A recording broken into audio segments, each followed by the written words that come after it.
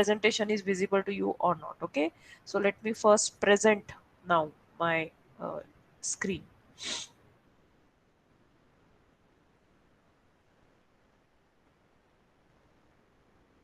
Is it visible to you? Yes, ma'am. Okay. What can you read on the slide? Calculation of men's deal. Good. Okay. So yesterday we have stopped the lecture at this particular slide because of the connectivity issue. So I'm going to continue from this step. Before going to the further steps or even explaining this particular step, I will quickly go to the earlier steps also. So we have started with the first step, that is assuming the trial depth. Are you able to see this? Observe this slide, trial depth. No, ma'am.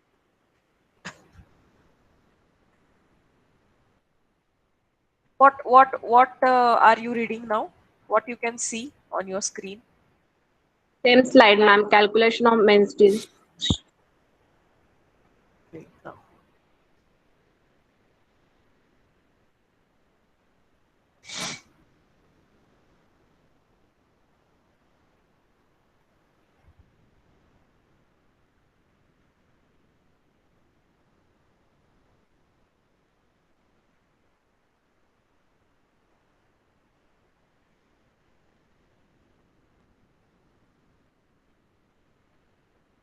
Can you see the slide now? Design of one-way slab.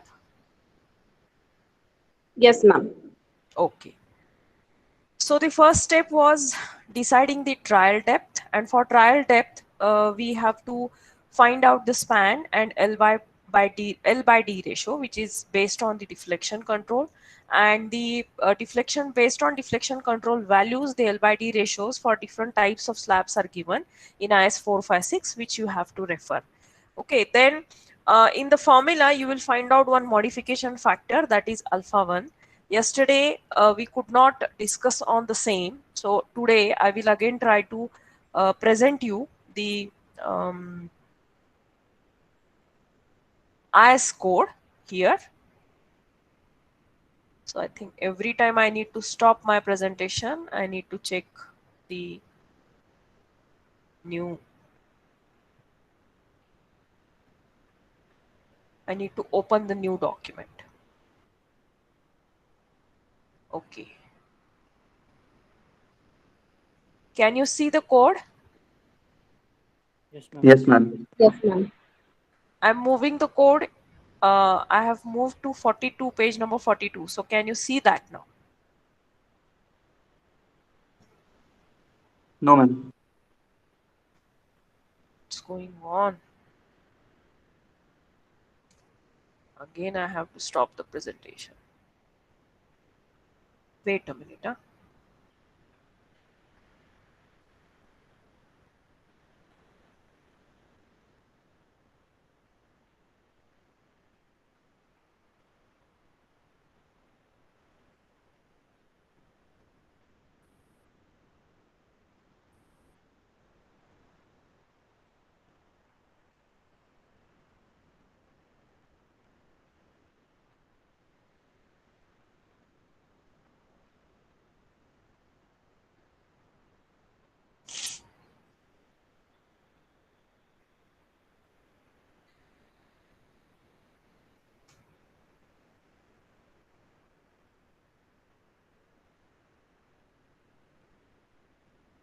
Can you see the code now?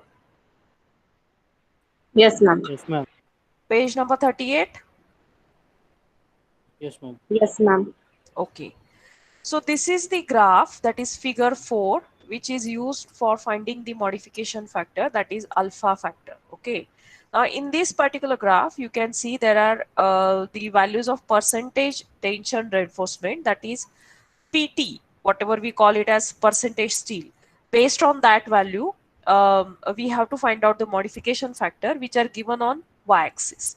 Okay, so if you know what is the percentage of steel you have provided in a slab, and if you know what is the Fs value, now Fs is actually the stress in the steel uh, at the service load. Okay, Fs is steel stress of service load.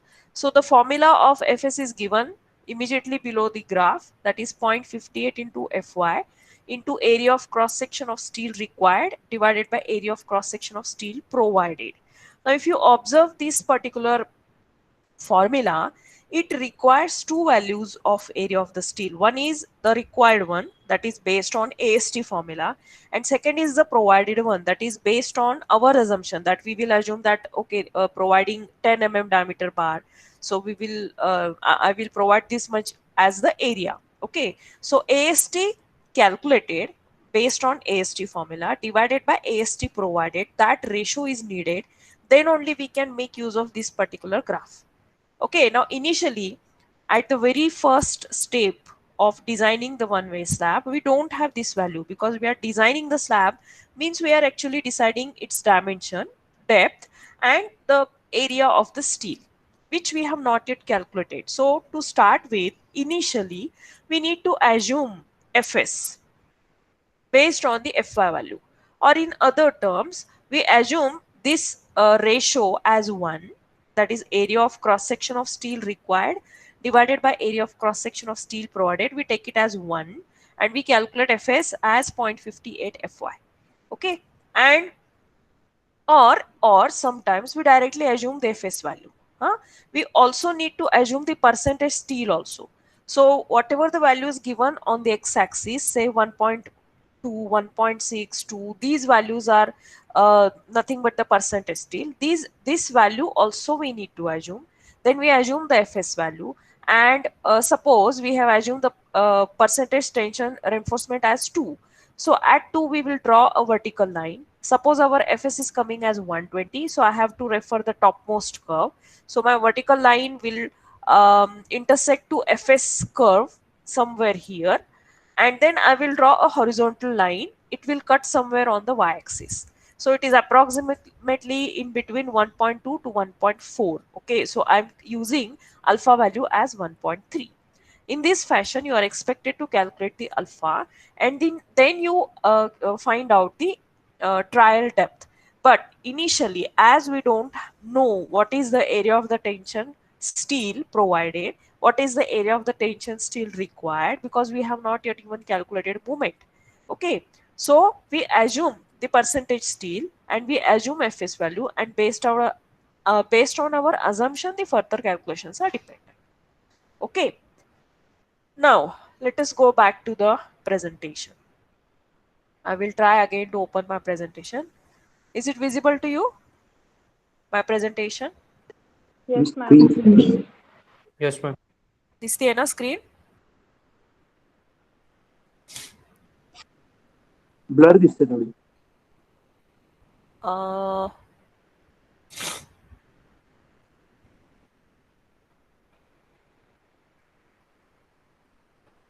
आता बघा clear आहे का तसंच आहे परत?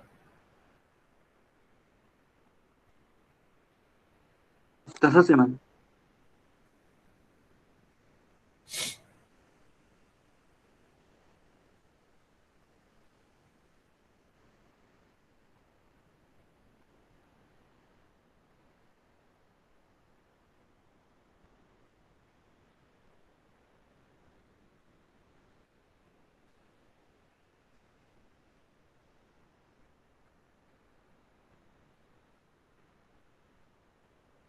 Yes ma'am. ठीक आहे. दिसतंय आता क्लिअर? हो ma'am.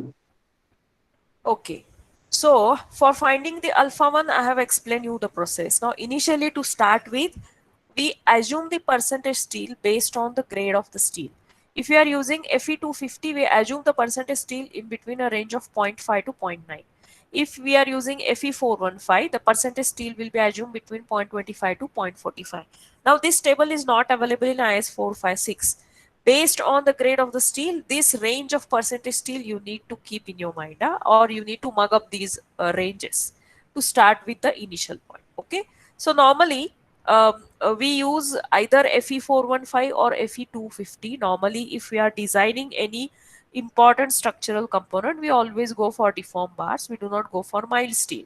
So Fe250 represents mild steel. Fe415 represents HYSD bar. So at least you mug up first two values. For Fe415, the value is between 0.25 to 0.45, and for Fe250, the value is increased. See, the percentage steel is increased, which is 0.5 to 0.9. So it just mug up all these both these values, and you can make use of this formula further in the design. Okay, so suppose we have used Fe415, so my percentage steel I have to assume between these two value. I will assume say 0.35, and I will put that value here in 0.35. L by D ratio, this is based on deflection control. Now depending upon the type of the slab, whether it is simply supported or cantilever or continuous slab, these values are given on page number 37. Refer that, put the value and find out the trial depth. Then effective span criteria, the same one which we have referred for design of beam, you have to use. Okay, then are you able to see the next slide? Design of estimation of load. No, ma'am. No, ma'am. Okay, I hope everybody has downloaded whatever the notes I have uploaded on VOLP. Yesterday only I have uploaded the notes for design of one-way slab. If you have right now with you, please keep it open in your laptop or mobile to get a reference, because every time changing the presentation and um, uh, opening this slides every time newly, that is taking much more time. So it is better you keep those notes ready in your hand. I will again present the screen. Is it visible to you?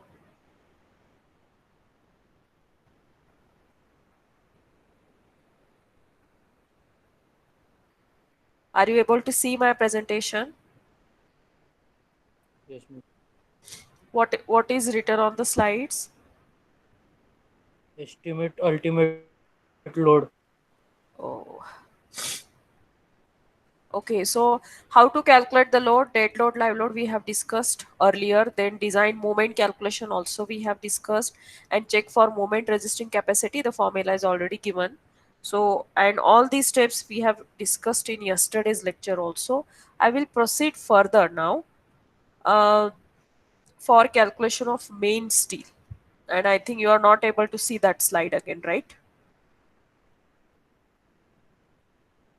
This is very irritating now for me.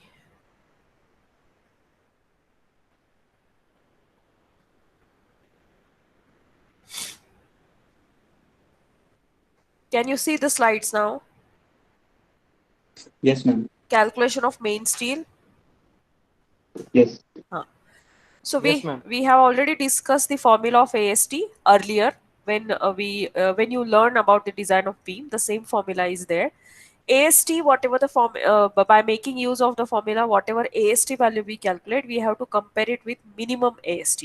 Now the minimum AST formulas are different for slab than the minimum AST formula for beam. Okay, for beam we have made use of a different formula for minimum area. What is the formula? Can anybody tell me? For beam, huh? 0.85 BD upon SY. Yes.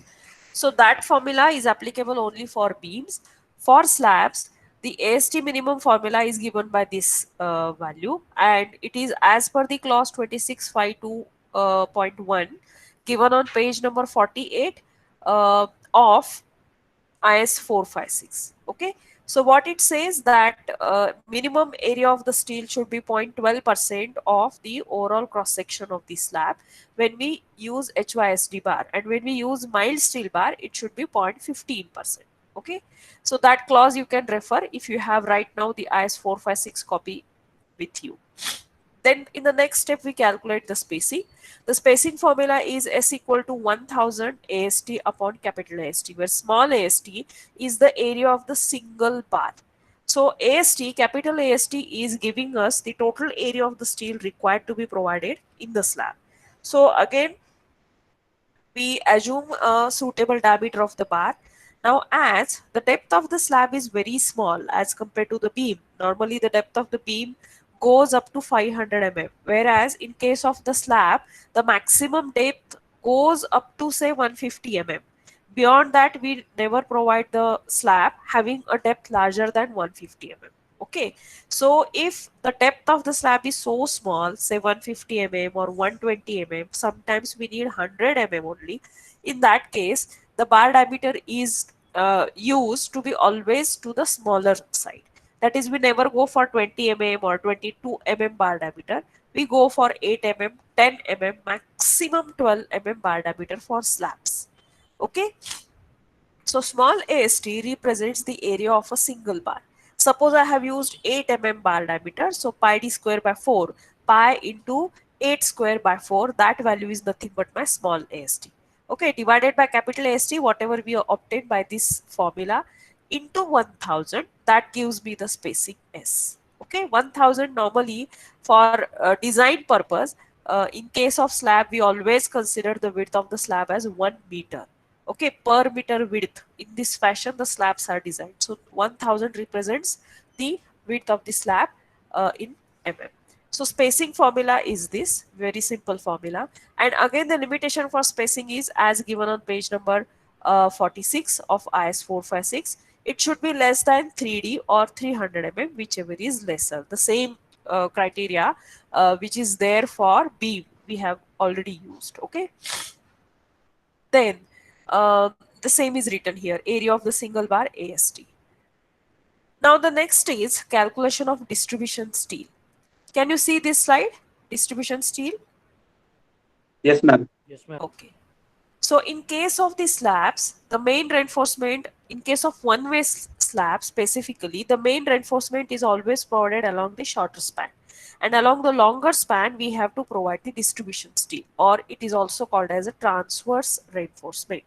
And the main steel is called as longitudinal reinforcement. So keep these words in your mind.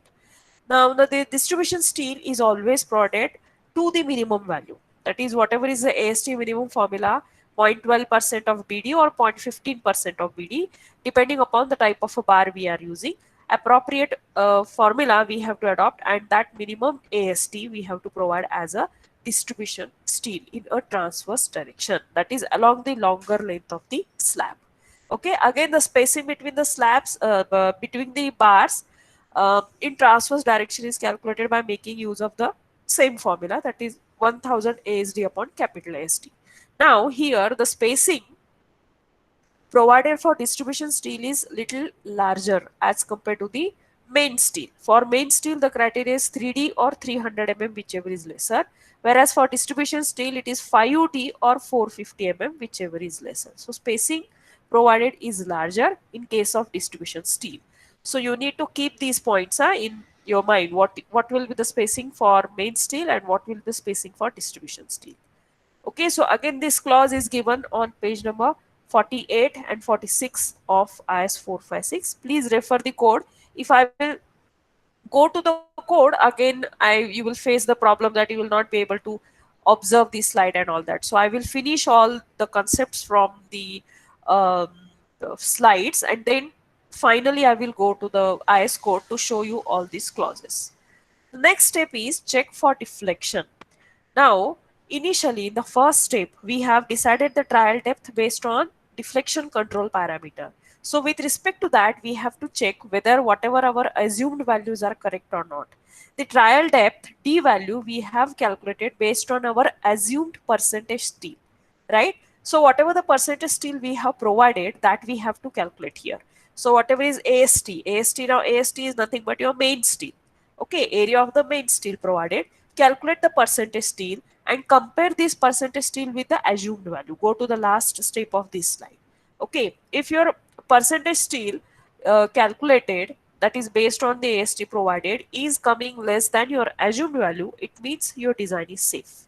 Okay, if it is less, sorry, if it is greater, if your PT required or the calculated value is coming uh, greater than the assumed value, it means your initial trial depth is not correct. Your design is not safe. Okay, so this is the check. Either you do this check only based on calculation of percentage steel, or you calculate the percentage steel, find out the FS, refer the figure 4 given in IS code, find out alpha 1 and find out the required depth based on the diffraction control. Now, after calculation of this required depth, compare it with the assumed one, that is the one which we have calculated in the first step. I repeat, in the first step, we calculated the trial depth based on the assumed value of percentage steel.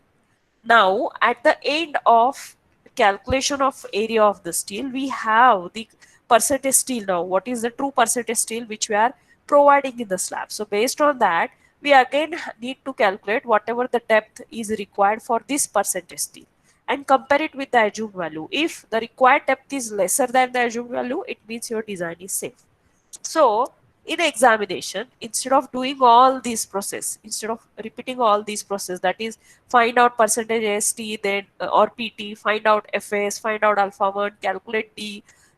Instead of doing all these steps, you can directly go to this step. This is sufficient. PT required is calculated, that is the percentage steel provided. If it is coming less than or equal to assumed value, your design is safe. Okay, so you can skip all these middle steps. So this is the, and I suggest in examination, because of the lack of the time, you can go directly to this step by skipping all these steps. Okay, is it clear to everyone? Check for deflection. Yes, ma'am. Okay. Now the next step is check for shear.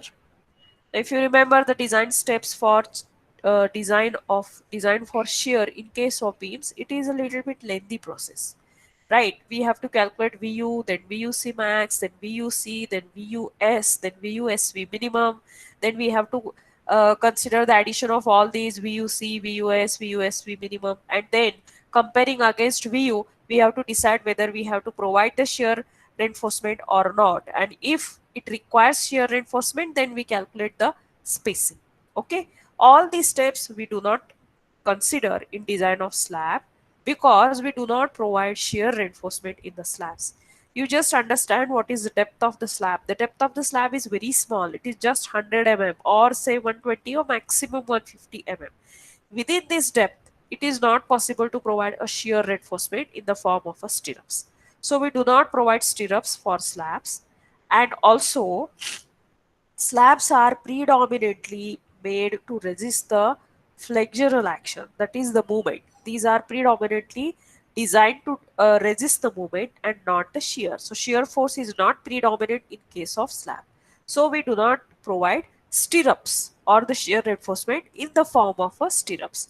What we do, we only check whatever the concrete we are uh, putting in the slab, whether it is sufficient to resist the shear or not.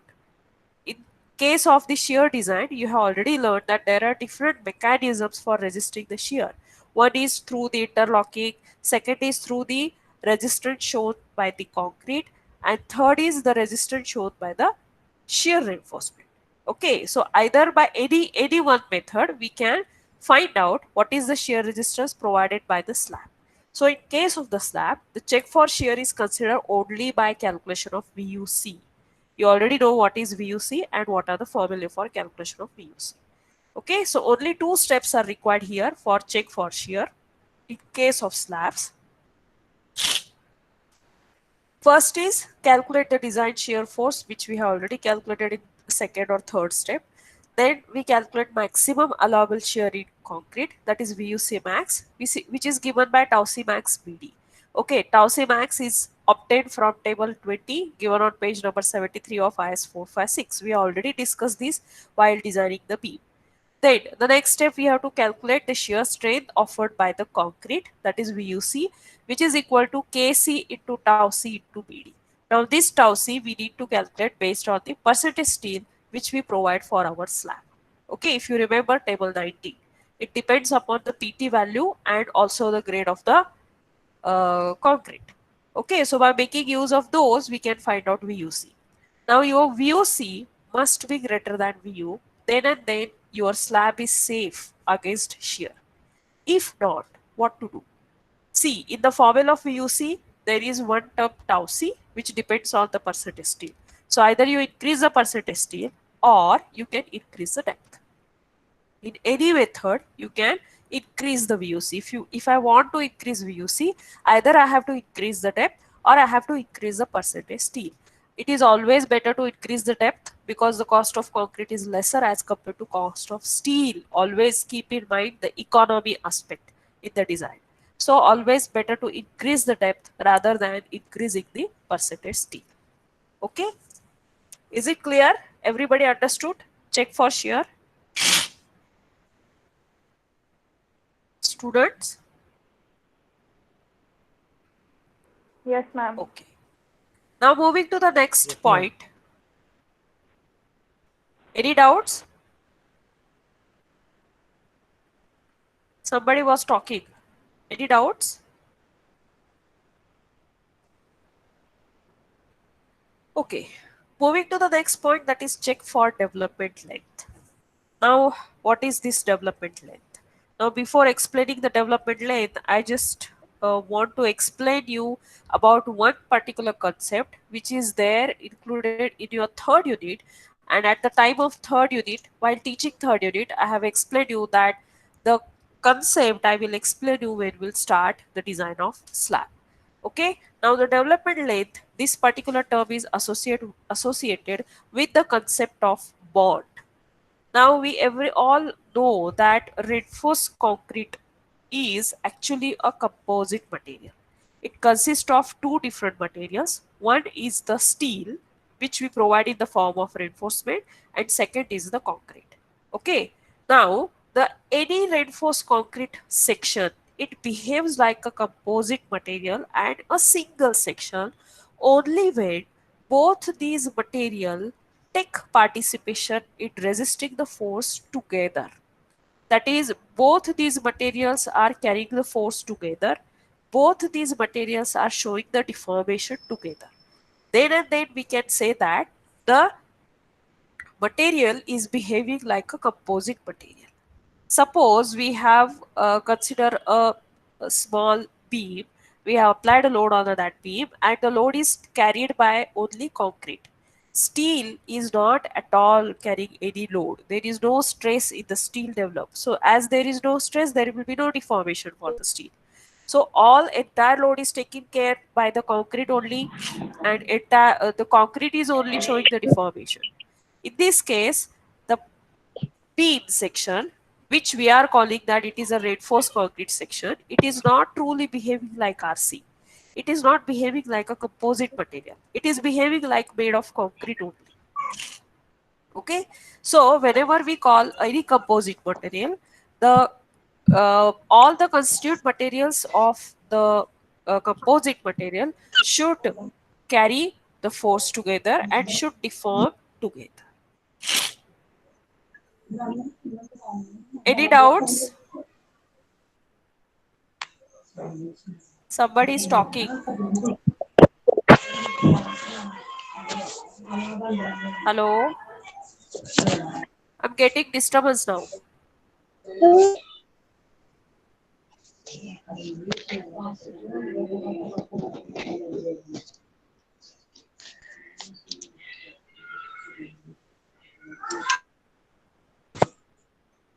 Who is talking? Neeraj Jadhav, can you please switch off your mic?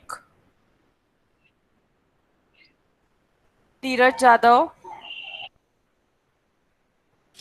Thank you.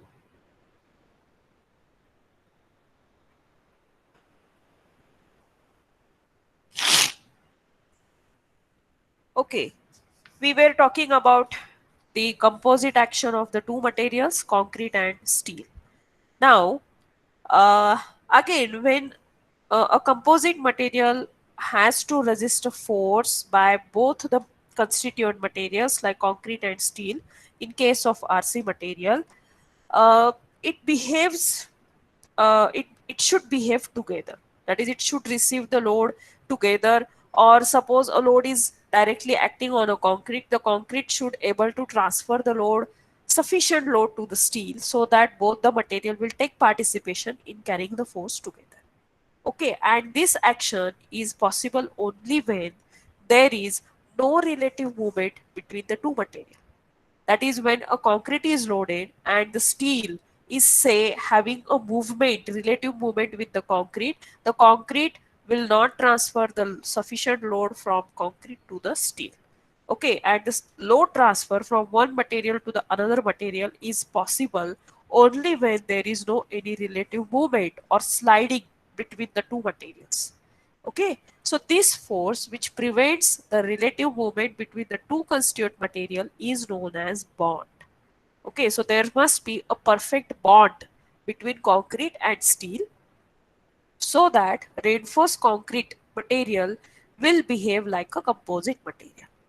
Okay, now as the bond is developed along the surface of the steel or it is always acting parallel to the reinforcement, it is also called as interfacial shear. Actually, it is the frictional force or shearing force between the two materials, steel and concrete, because of which they are connected to each other perfectly and they behave together when it is subjected to external loading. Okay, this is called as bond. This is the concept of bond. Now, bond is also considered in different ways, or there are three different types of bond. One is, or the first type is the type in which the force is transferred from reinforcement to the surrounding concrete. Right? The force is acting on a steel, and from steel, the force is transferred to the surrounding concrete before it fails. So, this particular bond between the two material is developed by anchorage bond, or this particular type of a bond is called as an anchorage bond, in which the force is transferred from steel to the concrete. There is another or the opposite way, that is the force is transferred from concrete to bar also, that is from concrete to steel. So this second type of bond is called as development bond, and this development length is related with the development bond. So when the force is transferred from surrounding concrete to the steel reinforcement, the bond is called as development bond. Now to achieve a sufficient force transfer from concrete to the steel, we should have a sufficient length of the steel, and that length is provided through development length. The third type of a bond depends also again the reinforcement length. We all know that along the length of the bar, whatever is the distribution of the bending moment, it changes. Along the length of the bar means I should say along the length of the beam. If you consider a specific span of a beam, along the length of the beam, the bending moment varies. It is not constant throughout the length of the beam. Okay, so if we change the length of the beam, the bending moment will change.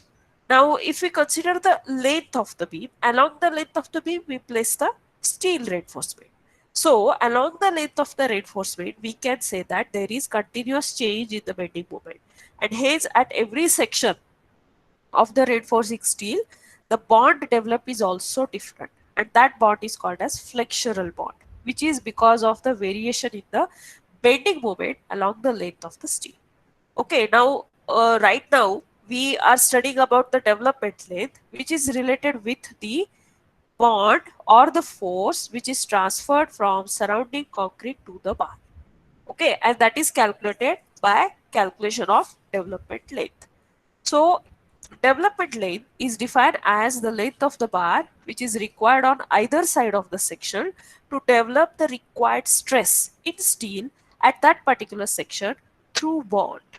Or in other words, I must define the development length as an embedded length of the bar which is required to develop the design stress in reinforcement at the critical section. See, what we say that whenever there is a load acting on a particular RC section, the stress developed in a concrete we represent as FCK, right? The stress developed in a steel we represent as FY. But how this stress is developed? See, we are applying a load on the surface of a concrete and we are talking that the stress developed in a steel is Fy. How it is possible? It is possible only because of the perfect bond between concrete and steel. Whatever the stress developed in a concrete, it is sufficiently transferred to the steel such that the steel experiences a design stress of Fy. Okay, now to get this experience of a design stress or to feel that stress, there should be a sufficient transfer from concrete to the steel, and that is achieved only by providing a sufficient bond, and that sufficient bond is provided by providing additional length of the steel in the concrete. Okay, that additional length or embedded length is normally called as development length. Is it clear, students, the concept of development length? Yes, ma'am. Now, the concept of bond, that is the force, interfacial force between the steel and concrete, it depends on n number of factors. Like it also depends on grade of concrete, it depends on diameter of the bar, it depends on bar profile condition. It means whether it is a plain bar or a deformed bar, that is the bar having ribs or it is a plain bar. It also depends upon the nature of the force in the bar, whether there is a tensile force in the bar or compressive force in the bar. Normally, if a bar is subjected to compressive force, the bond between concrete and steel will be more, because when we compress a steel, the surrounding concrete will also get compressed. Okay, and because of that, the force transfer between the two material takes place easily. So the bond strength is higher when a bar is subjected to compression.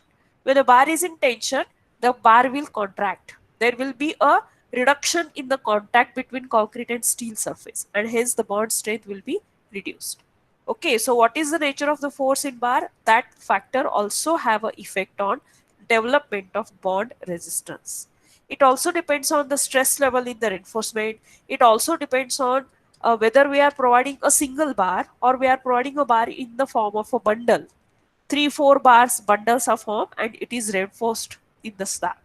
That also has effect on bond resistance. It also depends on the bends. We bend the bar at the end. We sometimes provide the bar in the form of a hook.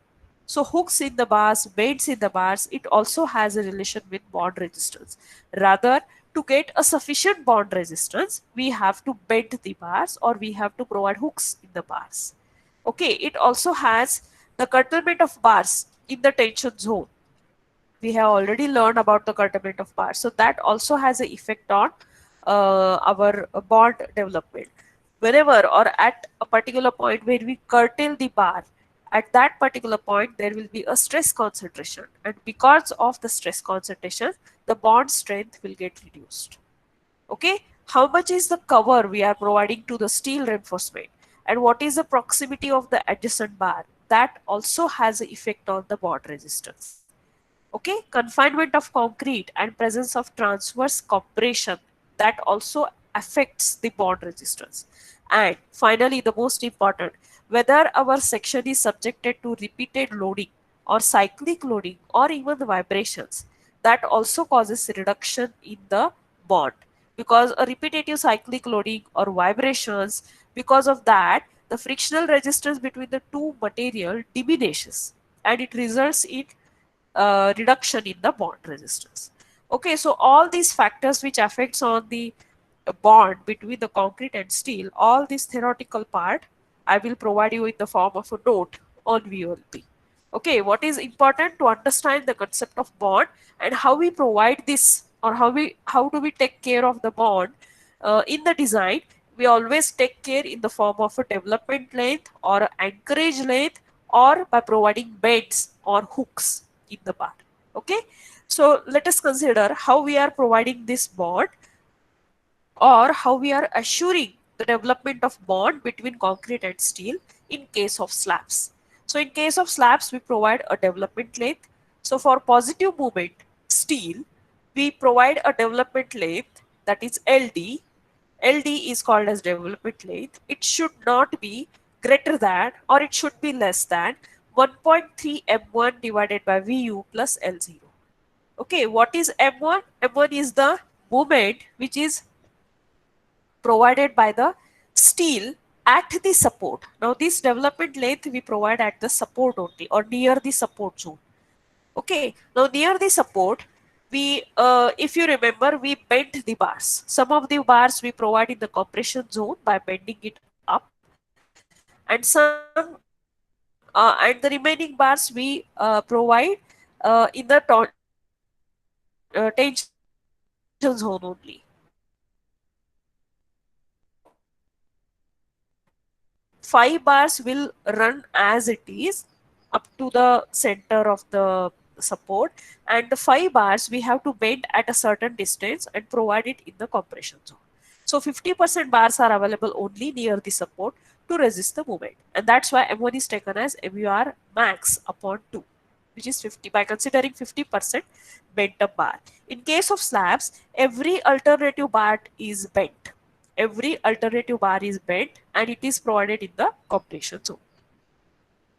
Now, what is VU? VU is the maximum shear force or ultimate shear force acting on the slab.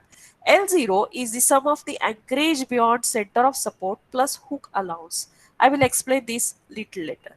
Okay, so this LD should be less than 1.3 M1 upon VU plus L0. LD is calculated as 0.87 Fy phi divided by 4 tau BD, where tau BD is the bond stress. Now, all these formulas are given in IS 456 under clause 26.2.3.3 on page number 44.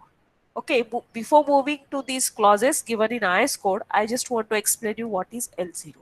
L0 is called as the sum of the anchorage beyond the center of the support. It means if you consider any center of the support, normally the slabs are resting on a beam and beams are resting on a column. So I have to consider support as a column or say even beam. Okay, so from the center of the beam or from the center of the column, the length of the steel provided beyond that is called as the L0 or the anchorage length. So if you consider this particular diagram, are you able to see the diagram on my slide? Yes, ma'am. Ah. Yes, ma'am. So this is your slab which is resting on a column, okay? Or this is a beam which is resting on a column, or I should say this is a slab resting on a beam. Okay, this is the total width BS of your support, and at the center of the support I have shown the point as BS by 2. This is the half width of the support. So beyond this particular point, whatever is the length of the bar we have provided, it is called as anchorage length. Okay, and that anchorage length is calculated by term L0. Now, how to find out this L0? By using some mathematics, right? So how it is expressed mathematically, let us see now. You can see here, this is the center where we are actually bending the bar. Now here the bar is bent at 180 degree. It is 180 degree bent. If we call it as 90 degree, then the bar will simply go up like this. Okay, this is called as 90 degree bend. Currently we are showing 180 degree bend. Okay, so from the center, whatever is this curvature for a bend, it is R, that is the radius of the curve. This R is always taken as 2 times the diameter of the bar. Okay, so R is 2 times the diameter of the bar for mild steel, and for HYSD it is taken as 4 times the diameter of the bar, and this is because the presence of the ribs on the surface of HYSD bar. Okay, so this is R. This particular length is nothing but the diameter of the bar. So this total distance is R plus 5 plus X1. X1 is nothing but cover given to the reinforcement. So if we deduct from the half width of the support, we deduct the cover and R plus 5, we can find out this X2. So this total length is nothing but our L0. What is L0? This X2, and beyond this X2, beyond this X2 there is a hook allowance. This is called as hook allowance, which is denoted by HA. Okay, hook allowance is taken as 16 times phi for 180 degree bend and 8 times phi for 90 degree bend. Phi is nothing but the diameter of the bar. Okay, so same is written here for 90 degree bend. If we put all these values in this equation, for 90 degree bend for HYSD bar, L0 expression will be like this, and for 180 degree bend for mild steel bar, L0 expression will be like this. Okay, is it clear? So to find out L0, X2, you need to understand this diagram carefully, and you can keep this diagram in your mind so that every time in the examination when we want to calculate L0, Instead of mugging up this formula, you can simply recall this diagram and calculate the L0. Okay, L0 is nothing but x2 plus HA. HA is the hook allowance. And all these clauses are given in IS 8, IS 456. Okay, is it clear? Students? Yes, ma'am. Now I will quickly go to the code, IS code, and I will show you what are the provisions given in the IS code.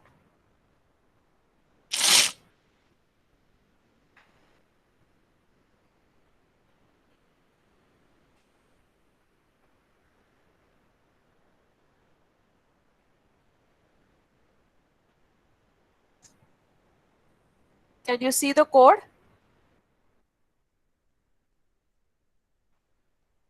Guys? No, ma'am.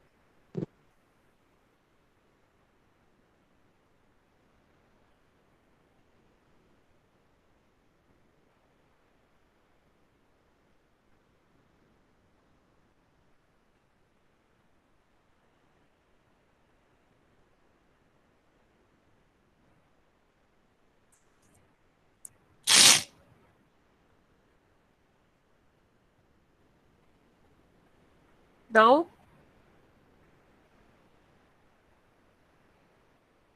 Yes, ma'am. on page number 44, if you have the code IS456, open page number 44, clause number 26.2.3.3, positive moment reinforcement. Okay, so what is given here? At least 1/3 the positive moment reinforcement in simple members and 1/4 the positive moment reinforcement in continuous members shall extend along the same face of the member into the support to a length equal to LD by 3. Okay, or what is LD? It is given at simple supports and at points of inflection, positive moment tension reinforcement shall be limited to a diameter such that LD computed for FD does not exceed. See, the formula is given here, m1 upon v plus L0. Now, in the slide, I have written it as 1.3. So, see what is given at the bottom here. The value of m1 by v in the above expression may be increased by 30% when the ends of the reinforcement are confined by a compressive reaction. See, at the end of the support or near the support, we always get a reaction which is in a compressive nature. The reaction acts towards the beam or towards the slab. So it is compressive in nature. And hence m1 by v, this ratio is always increased by 30%. That's why it is 1.3 times m1 by v plus L0. Is it clear? Ma'am reason नाही कळलं का वाढवलं 30%. See, the reason is the reaction is always in compressive nature. Compression असतं ना reaction. म्हणजे आता तुमच्या column वरती आपण समजा सॉरी बीम वरती आपण स्लॅब रेस्ट केलेला आहे, तर त्या रेस्टिंग पॉइंटला तुम्हाला रिॲक्शन येणार आहे, right? And that reaction is always compressive to the slab. Reaction upward असते ना towards the slab. Are you getting this? And because of this compressive Yes, ma'am. action, the value of m1 by v is increased by 30%. See, all these expressions and the formulas are derived normally through experimentation. So through experiments, this result have obtained that because of the compressive action, we need to increase it by 30%. Compressive action झाली म्हणजे काय होईल तिथं सांगा जास्त? The shear will increase ना? So it is increased by, that ratio is increased by 1.3 or increased by 30%. Now FD is expressed over here. What is FD? 0.87 FY in case of limit state design. Okay. Now I will go to the formula of LD, which is given on the next page. Not next page, it is given on, I think, page number 48. LD formula. Wait.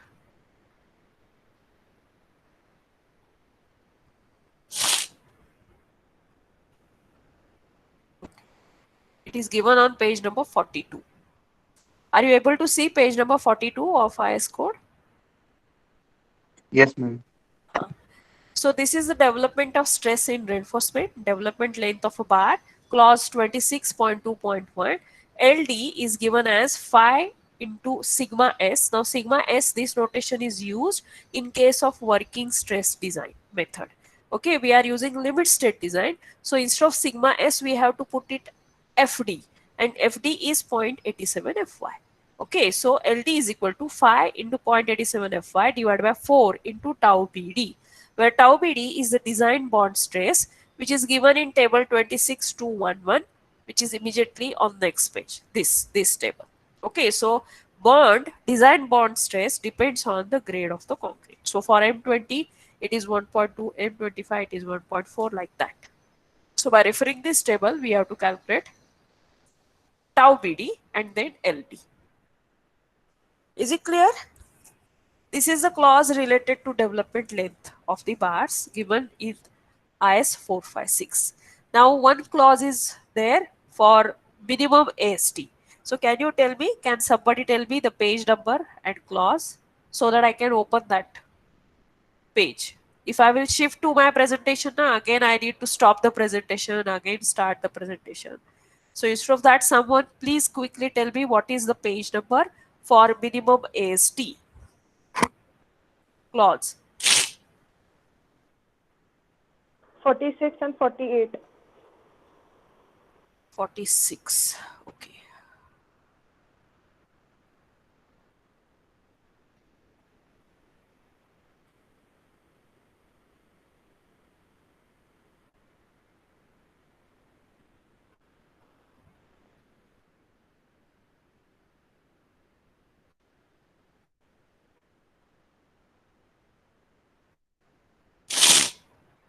It is on page number 48. Clause number 26.5.2.1, minimum reinforcement. Okay, here I will little bit zoom it. So the mild steel reinforcement connected wire fabric are used. So this is a clause related to AST Ma'am, minimum.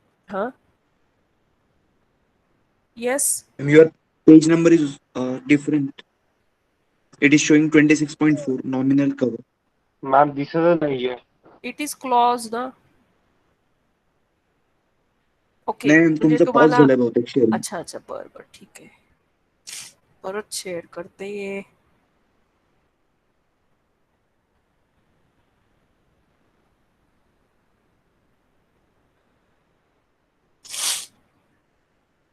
दिसतंय का? हो ma'am. हा, clause दिसतोय 26 point वरचा द्यायला 26.5.2.1. हो ma'am.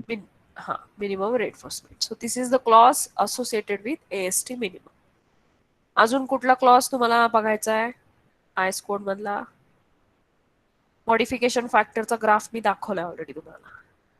Effective span आपण already discuss केलेला आहे बीमच्या.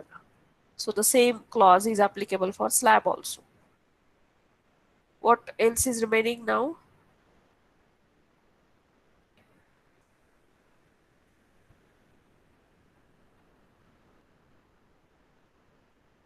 मॅम डिस्ट्रीब्युशन स्टीलचं पण तिथेच दिलंय का? अच्छा, तुम्हाला तो स्पेसिंगचा क्लॉज सांगायचा आहे ना? Right, I will show you that clause again. Spacing between the, it must be on page. See here on the same page, page number 48, clause number, this is for column 46 वरती असेल, एक minute.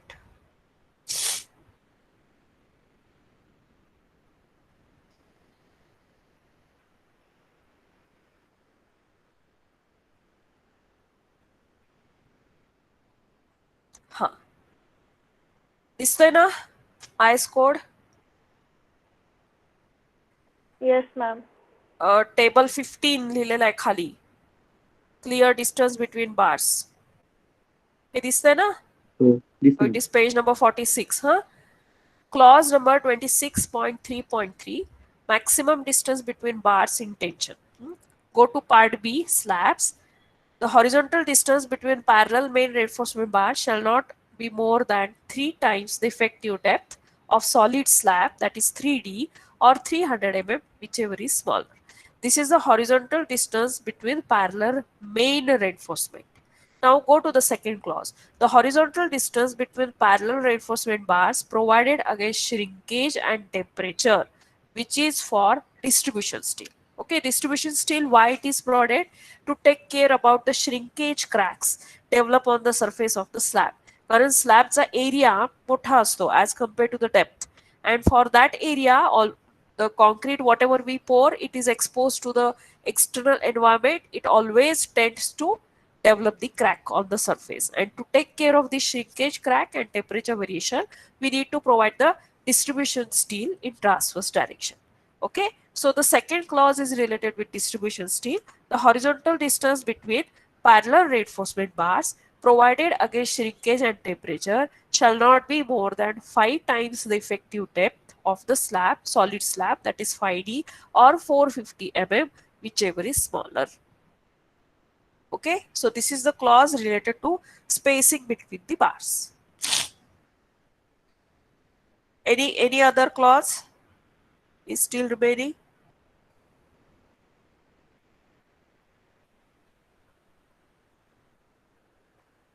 I think I have covered all the clauses, right?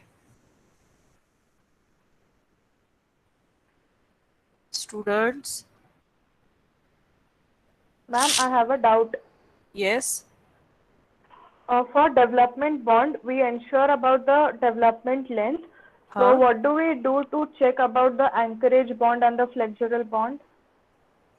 For anchorage bond, there is a different formula for finding the actually LD itself is considered again for finding the anchorage length. Okay, LD calculation of LD itself is considered again for checking against the anchorage length. Okay, the LD, the same formula, that is 0.87 Fy into phi divided by 4 tau BD, the same formula is used to check the anchorage length. Now, anchorage length is normally provided beyond the face of the support. Okay, anchorage length is considered beyond the face of the support. And development length we have already discussed. Flexural bond is dependent upon the length of the steel reinforcement, and it has a different formula. We have to calculate what is the tension in the bar, and depending upon that how much is the component of a moment coming due to that tensile force, that we need to calculate. Similarly, what is the component of a shear force acting on that, and based on those forces we need to calculate the flexural bond value. Okay, so that part is not normally considered in the design right now. Development length, if we calculate, it is sufficient. See, the hook which we provide, hook allowance, it is nothing but one kind of anchorage length. So anchorage length and development length both are normally same. But when we consider anchorage length, only we calculate LD. Okay, and when we call development length, there is a criteria for development length that the LD should be less than the limiting value. Okay, Okay, ma'am. now I want to share you, or I think I have shared my presentation again. Are you able to see the slides? Yes, ma'am. I just wanted to show you the diagram, this diagram. Are you able to see the diagram?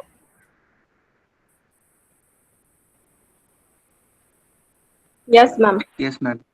So this is a diagram of a slab which shows a simply supported slab. A section AA is taken. It is a simply supported slab cross section, in which let us discuss about first the plan.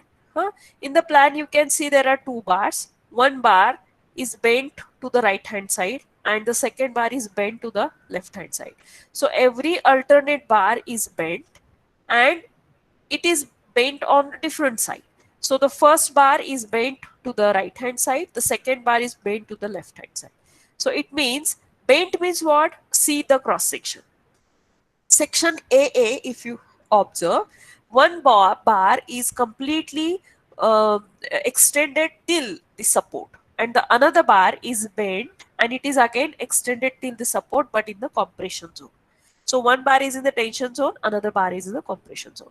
Same is on the right hand side, or left hand side, right hand side. If you see, the diagrams drawn are same over the cross section.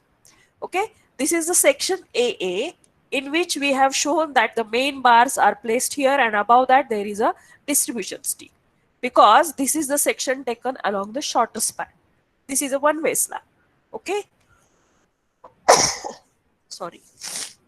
Now if you consider the section along the longer span, this is the section BP, which is shown in a vertical direction. So along the section BP, you will see one particular bar, which is actually your distribution steel, and below that there is a main steel.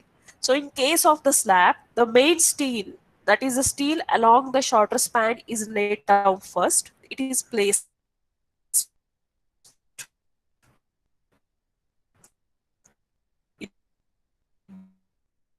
the slab first, and above that the distribution steel is placed. Okay.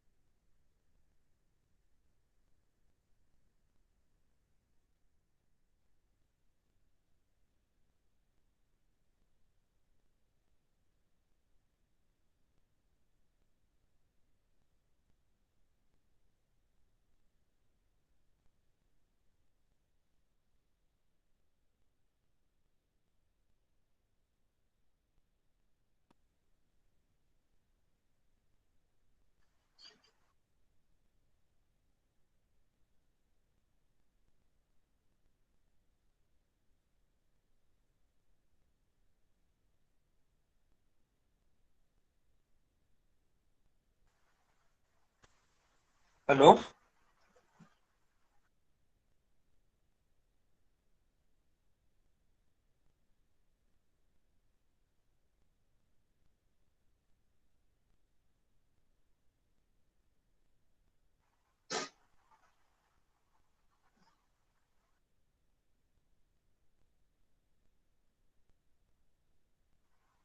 Ma'am कुठे आहे?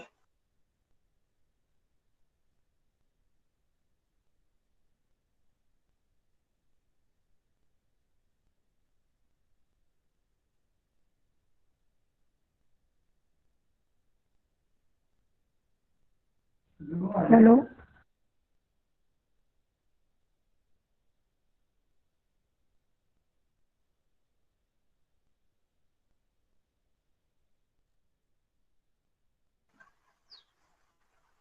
Attendance होणार आहे का नाही?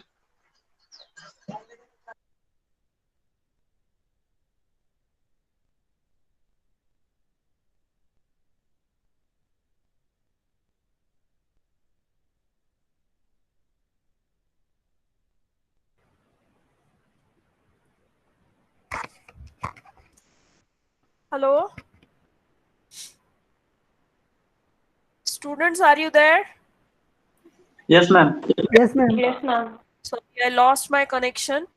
I will give you the link for attendance here quickly in the chat box.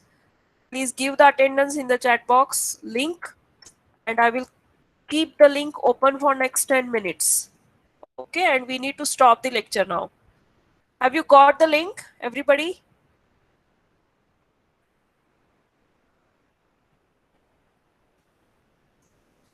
Have you got the link?